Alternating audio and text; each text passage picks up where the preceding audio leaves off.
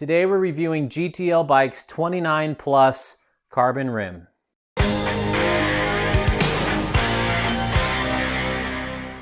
I review a lot of wheels on this channel and I talk about them a lot because they are so important to getting the ride feel and attitude out of your bike, especially on a hardtail. So today we're talking about GTL Bike's carbon rim. Surprisingly or not, my favorite wheel sets cost $2,000 and above. Not a big surprise, but today we're finding out how good I can make it for the cheapest price. So these rims, like almost every other carbon rim in the world, are made in China. These rims are quite inexpensive by carbon standards. It was $380 for both rims. So with these rims, I'm experimenting to see how nice of a wheel set I can get for the lowest price. I've spent money where it counts and saved money in other areas. For example, I'm running the Onyx hub. It is completely silent, instant engagement. It's my favorite hub, but I'm only running it in the rear. It's heavy and it's expensive. In the front, I'm running one of SRAM's cheapest hubs, the MTH 716. A front hub doesn't have to do anything. It has to mount a brake and it has to spin. And almost all the bearings are the same on almost all hubs. Now, if you want ceramic bearings and to roll a little bit faster, sure, you can spend hundreds and hundreds of dollars on a front hub. But to me, it wasn't worth the price or weight premium to get a matching Onyx hub. So I saved money and weight going with the cheap SRAM hub. The wheels were built up with DT double-butted spokes in a 3-cross pattern by my local wheel building wizard, Alex. Thank you, Alex, for doing this for me. I'm really excited to test these rims. So these rims at $380 for both rims are quite economical. And you'll notice there's no branding on the rims. I don't know a ton about GTL Bike. All I know is when I was researching wide 29 plus carbon rims, there weren't a whole lot of options. A lot of them were like 35, 36 mil inners, and that's not as wide as I want to go. And I wanted a carbon rim because A, I like 29 plus for bike packing, and B, I like running big wide tires, 2.8 to 3.0s. And with that much tire on here, you can really protect the rim a little bit better. It's also a lot of rotational mass, so if I can lighten it up with a carbon rim, even better. Now my fear is that these will be too stiff and ride like the Santa Cruz Reserve wheels that just rattled my fillings out, but we'll see. That's why we got them in for review, to see just how they ride. And I realize wheel stiffness, a lot of it comes into play with how they're built, how they're tensioned, if they're 2-cross or 3-cross, etc. But I was curious to see how well these wheels would do spending the least amount of money possible but still getting a great spec'd wheel. This wheel set is not light because of this Onyx hub. It's a super heavy hub, but I don't care for 2 reasons. 1, it's in the center of the wheel where you feel it the least. And 2, the soft engagement is unreal. And 3, the silent operation where it's completely silent and all you hear are your tires on the ground. I see more wildlife. I'm more in tune with my surroundings. And I also hear how my tires are reacting to the terrain. It's addictive, and I will take that weight penalty for that silence and that quick engagement. So together this came in at 2150 grams. That's a heavy wheel set. However, this has a 43 mil inner width and a 50 outer. It's a big rim. That's a lot of material. 29 plus, the biggest downside is how much weight it is. These rims have a really cool rim profile. They kind of taper in, but they're not a bead hook. There's no hook to catch the bead, and I've been finding I don't love those bead hooks as much. My favorite rim profile are the Stans ones, and they're nice and low profile, and they grab that bead so nicely. So I'm excited to see how these inflate with tubeless tires. But yeah, these, instead of being totally parallel, they angle in just a little bit, so it holds on to that bead. Another really nice thing about these rims, besides their price and weight and features, is how deep the spokes are in there. So you could run a little bit longer spokes, a little bit taller nipples, and get away with more of a mismatch there. Other than that, it's a great looking matte carbon rim. I've put my Hardtail Party stickers on it. It doesn't come with any stickers on it.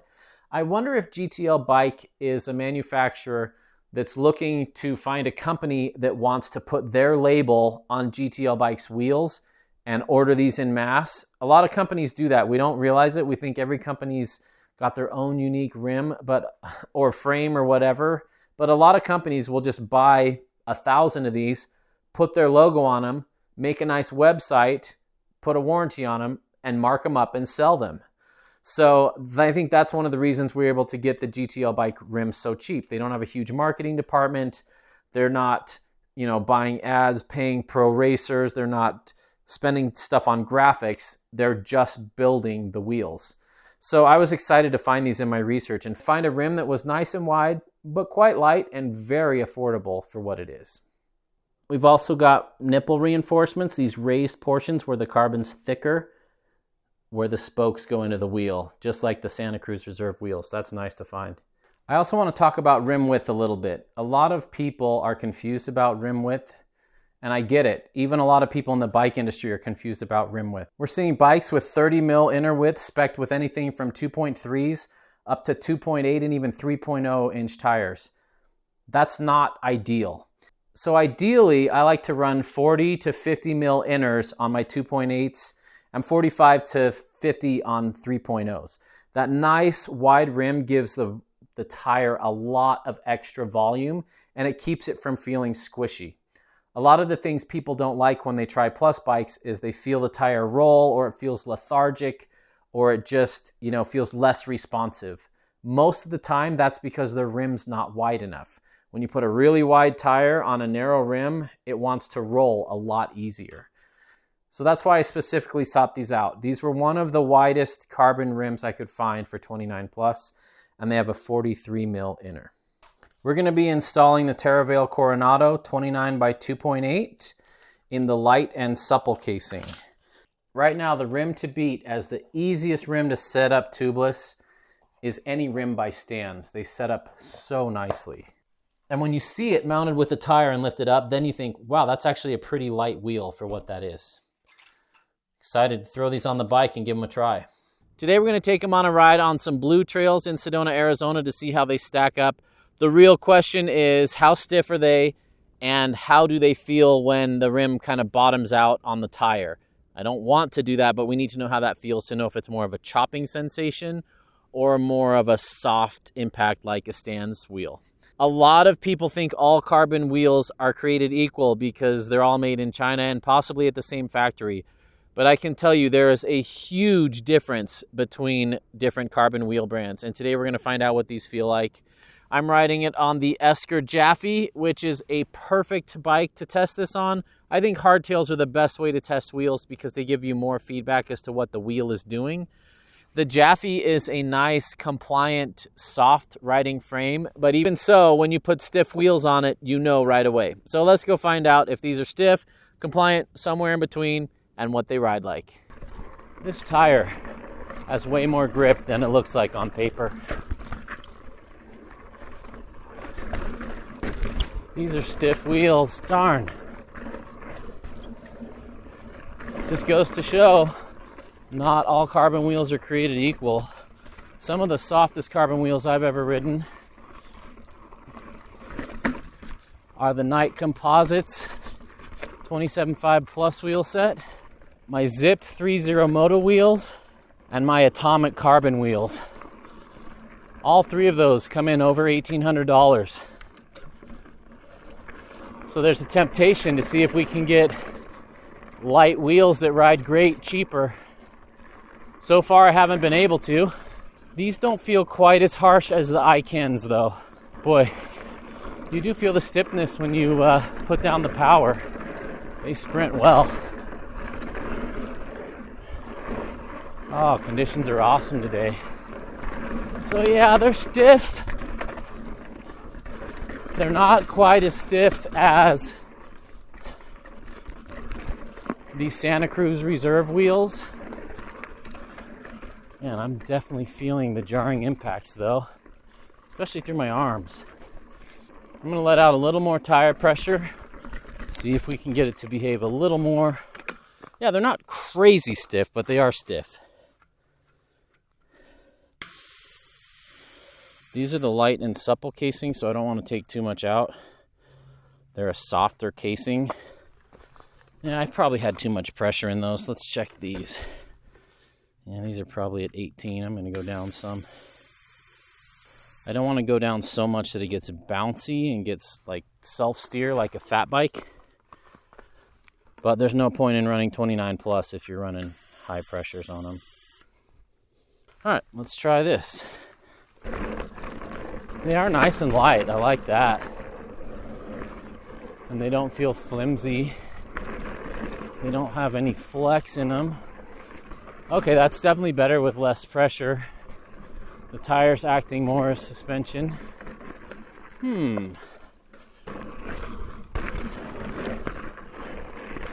They feel good though. They don't feel heavy.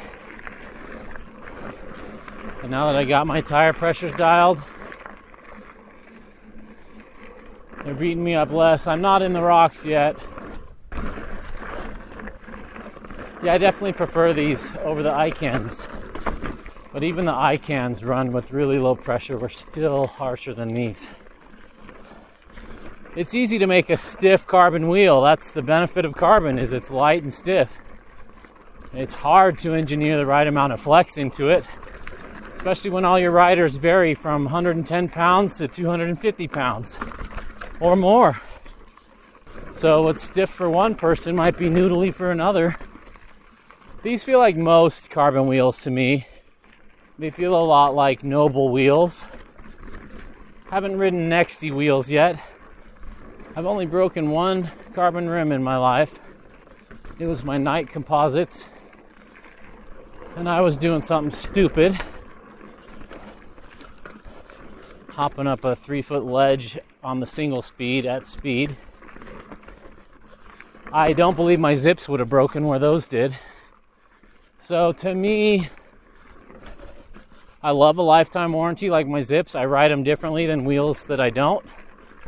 I got a buddy that seems to break a wheel every month, and he just keeps replacing them under warranty. So for some people, if you break a lot of wheels, man, that warranty is important for you.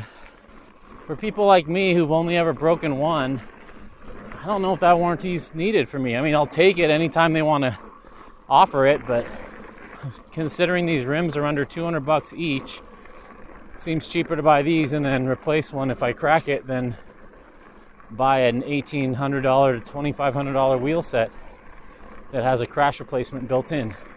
But everyone's different. They're a nice, precise wheel. I don't feel them flexing. I'm not fighting for traction or grip. They just feel like your suspension is 10 psi stiffer than it should be. It just translates more trail feedback to you than a really premier wheel. You'll get fatigued sooner. Kind of like the difference between a stiff bar and a nice compliant bar. Howdy. But tire pressure on these plus tires, I mean, 1 psi makes a noticeable difference. Even if you're not a super sensitive rider, I think you'll notice it. So you really want to dial those in. And every tire is different. I can't just give you a perfect PSI for everything. Depends on your rim width, your terrain, the tire you're running, what casing it's got, how heavy you are, what your riding style's like. So I encourage people to experiment with that. Hello. Come on through. Thanks, man. Yep. Me too. So far, these are my favorite carbon rims that I've ridden that are in the budget category. They're real precise.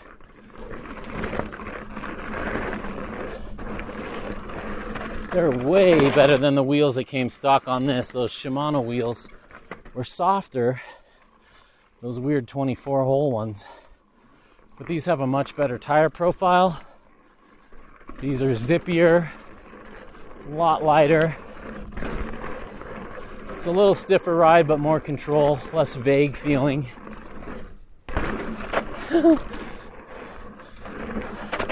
Yeah. So yeah, when the wheels are a little bit stiffer, you have a little bit less traction, both braking and climbing and cornering. It relies on the tire and your suspension, your fork to do all the work for you. A compliant wheel, which is few and far between, by the way. Most wheels are pretty stiff. But a compliant wheel will actually give you better traction, kind of like full suspension gives you better traction. When something's overly rigid, it wants to bounce and deflect instead of absorb changes in the terrain. So for bike packing on smooth gravel roads, oh, these would be great, unless they're really washboardy. For riding Phoenix chunky rock, not great. They're gonna fatigue you real quick, and you're gonna have a little less control than you're used to.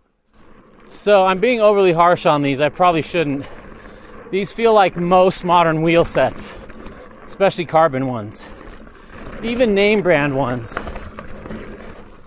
There are very few carbon rims that actually are compliant and comfortable, especially on a hardtail. So this fits in with a lot of the others. So, if you're eyeing up a $1,700, $1,800 wheel set that's not specifically known for being compliant,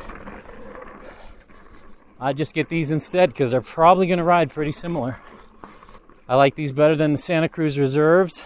I like them better than Nobles.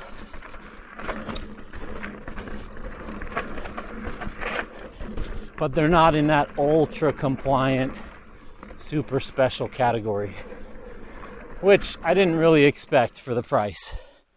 And most of these companies, when you look at their material online, they just talk about how light and stiff they are, because a lot of them start out making roadie stuff, because roadies like carbon even more than mountain bikers do, and roadies like stiff components that give them this perceived advantage. And then a lot of those companies expand out to make mountain bike wheels with that same stiffer is better mindset. But then you get product managers like the guys at Zip and Knight and Atomic who ride mountain bikes, and they get that stiffer is not better, especially on a hardtail. In the mountain bike world, wheels are one of the most important upgrades you can make. A good or bad wheel set will drastically change how your bike rides. These are good wheels bordering on great, but I wouldn't put them in the exceptional category. I've only got those 3 carbon wheels in the exceptional category so far: the Knights, the Zips, and the Atomics. Most of those wheels, rims alone, cost 3 times what these do. Is it worth it? It depends on your budget. All right, it's time to wrap up my thoughts. These are a really good wheel set, especially when you factor in the price. There are some aluminum rims that are not a whole lot cheaper than these. So if you really want carbon and you're not willing to pay more for a really exceptional ride quality, these are a great option to look at. I like them more than the Icans. They don't feel quite as overbuilt or quite as stiff. I like the little reinforcements at the spoke nipples, just like the Santa Cruzes have. You can order these with offset holes so they go opposite each one. There's a whole bunch of options. I feel like the person that's really going to be a customer of GTL Bike is someone who's going to buy 1,000 of these, rebrand them with their own name, and then market them and then sell them as wheels that way. But if you go right to the source, you can save a lot of money and just buy some hoops and build them up. So that's the age-old question. Would you rather have $200 rims that are light and stiff, or would you rather have $600 rims that are more compliant? That's going to be case by case, and it's going to depend on you, where you ride, what your riding's like, what your trails are like, and what you're looking for in a wheel set. For me, it's worth saving up a lot more to get a really, really good wheel set. If you're at the stage of your life where you want to buy a forever wheel set that you're not going to have to worry about wanting to upgrade 2 or 3 years from now, I say save up and get something great. If you're on a tight budget and you're looking for the best bang for the buck and carbon's really important to you, this is a great way to go. Get the rims, get the hubs you want, and then have a wheelsmith build it up for you, and you can get a really economical wheel set. These ride a lot like the i9 Enduro 305s with those aluminum spokes. They're a stiff wheel that's a little bit harsh. They're not as harsh as some of the others, like the Santa Cruz Reserves or those Ican 945s. They're close though. Is carbon for you? That really depends. I don't think carbon wheels are necessarily better than aluminum wheels. They're lighter, which you feel, which is nice, but I'd rather have an aluminum wheel that's a little heavier, that's less harsh, than these that are super light and quite stiff. But everybody's different, and there's definitely a bling factor with having carbon wheels, and there's kind of this status symbol if you have carbon wheels, and that's important to a lot of people. Personally, that doesn't really matter a whole lot to me. And other people choose carbon for durability reasons. They stay truer. They usually take more of a beating than aluminum. Aluminum you can bend back if it's not too much. Carbon, once they're done, but it takes a lot more, in my experience, to ruin a carbon rim. So if you're going through a lot of aluminum rims, you might want to look into building up a carbon wheel set to see if it'll hold up a little bit better. And this is a great way to get started into carbon wheels that's not extremely overpriced. I love testing different components and different bikes and getting experimental and filing away all these riding things into my brain, and I love sharing them with you. If you want to pick my brain and consult with me on forks or wheels or tires or frames or bike consulting, I do that through Patreon. At patreon.com/hardtailparty, sign up for the bike consultation tier. We'll work together. I can help you pick out the best decisions for where you are and what you need. And then when you're done, you can cancel it and go about your merry way. That's one of the ways that I support this channel, and it's thanks to my wonderful patrons that keep this channel going. Thanks for watching today. There's a party in the mountains, and you're invited.